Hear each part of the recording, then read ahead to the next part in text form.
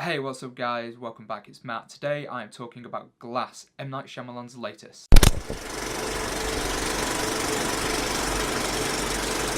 19 years in the making, this is the sequel to Unbreakable and Split, starring Sarah Paulson, Bruce Willis, Samuel Jackson and James McAvoy. This is a big movie. Like, Unbreakable was a surprise success of a movie, like a completely different take on kind of a superhero movie before we got, kind of what is, I guess, now the modern climate of superhero movies from like Marvel and DC. Split was a complete surprise shock of a movie, which, as we all found out at the end, apparently connected to Unbreakable. So the build up to this movie has just been absolutely incredible. But the real question is does it live up to the hype? The answer to that is yes and no. It's kind of got audiences split. So, for me personally, what did I think of the movie? Remember guys, these are just my thoughts and my opinions. It doesn't mean that they're right. Art, cinema is subjective. It's what you think at the end of the day. So please don't have a go at me if you don't agree with what I say. Let's start a discussion down in the comments below and, be civilised and have a conversation rather than just saying mean things. For the most part, I really enjoyed the movie. Just like with Unbreakable, just like with Split, just like most of Shyamalan's movies, it is a slow burner. If you're going into this expecting some kind of like Marvel or DCS superhero gorge fest of punching and explosions, it's not that kind of movie. It's all up here, it's all kind of more psychological side of everything. There is obviously a big kind of finale kind of thing, but just it's a slow burner. It is a slow burner. The film basically starts off with Bruce Willis's character David Dunn on the hunt for James McAvoy's character. Obviously he escapes at the end of Split and he's up to his old tricks, kidnapping people. Some stuff goes down, both of them end up in a mental hospital where they're being treated by a doctor played by Sarah Paulson, who is basically trying to convince them that neither of them are superheroes, as it is, and rather that they're suffering from this kind of mental condition. Samuel Jackson's Mr. Glass is also there, and then I won't spoil anything further on what goes down. James McAvoy, just like in Split, absolutely crushes. I'm going to say his role, I suppose his several roles.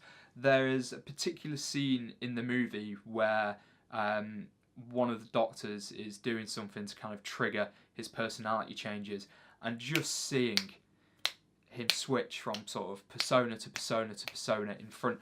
James McAvoy deserved an Oscar for Split. He deserves an Oscar again for this. I think Samuel Jackson's even come out and said, like, watching him do this stuff in front of you when you're there on set is just fascinating.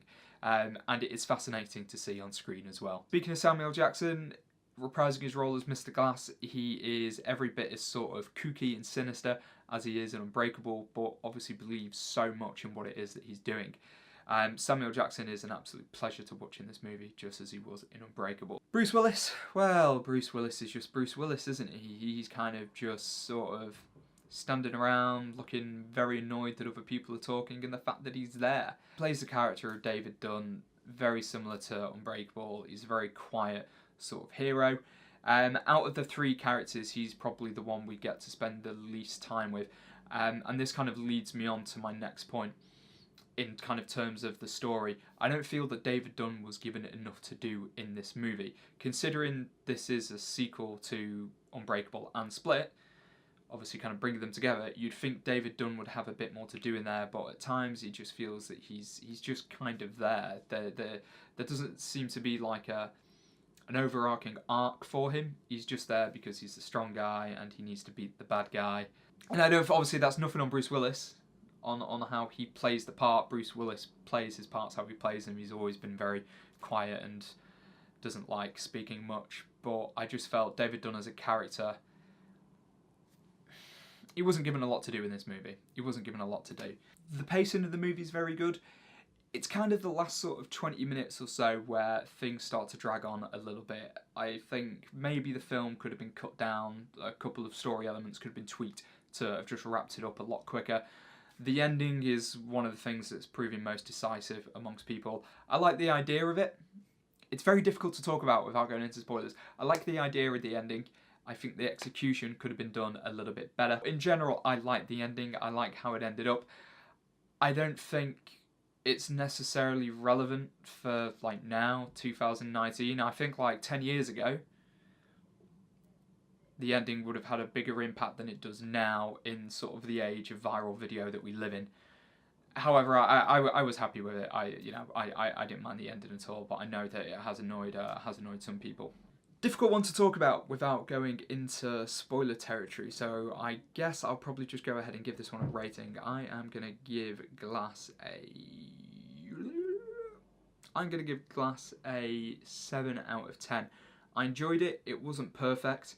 Obviously, it wasn't as much as a surprise as Unbreakable and Split both were, because it's the culmination of both of those. But yeah, I thought it was still a good movie, just had a few things that could have been tied up that would have made it a lot better.